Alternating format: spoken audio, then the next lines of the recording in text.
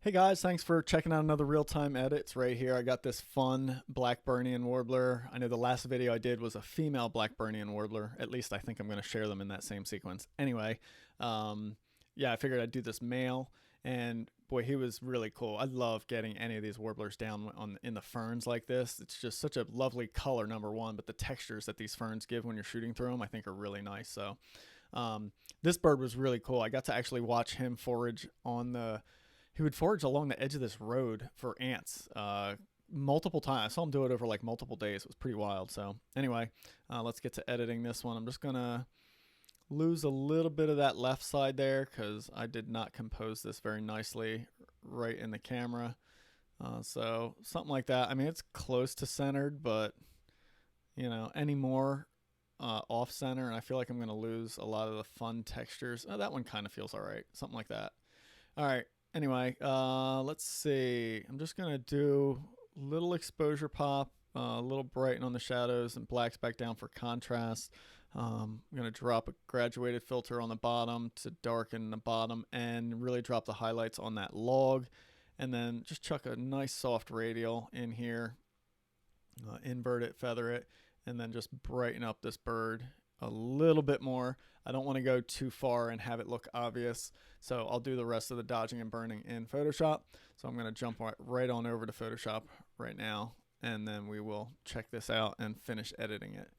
And surprisingly, thankfully, he doesn't have too much green like bleeding onto him from other areas. All right, I'm going to start with a burn because I don't see anything to clone, but actually now that I look at it more, I do see some stuff to clone, but I'll do that next. So anyway, I just want to darken that log down, and then this bottom section right there, and then maybe the top left here can just go a little bit darker. I want to leave all this area a little bit lighter though. There we go, that helps.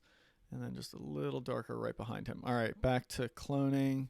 I just want to ditch that little scraggly thing right there, and then it left a weird mark after the fact, so there we go. All right, let's do some dodging now. Just right on the bird's head, basically. I just need a nice, soft, light dodge. The head, the throat, a little bit on the white patches, the body, the breast of the bird there. Not a lot. I don't need to lighten those blacks too much, but just a little bit there. And then we'll zoom in and try and hit this catch light just a little bit more.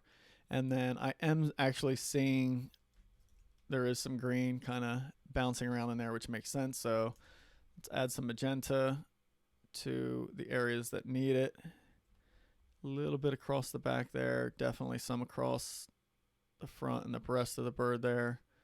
That should about do it. These blacks are getting a little washed out in some areas here, so I'm just gonna kind of add a little bit more contrast to that.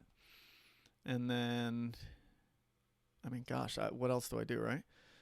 This one leaf back here is kind of grabbing my attention. I was gonna clone it out, but then it's gonna be a weird edge, so maybe I'll just see if I can burn it down.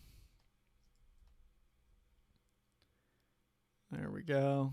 Just try and make it less obvious. I still want the shape of it there because I want it to be natural, but it was just so bright. It was really grabbing my attention when I was just viewing the bird itself.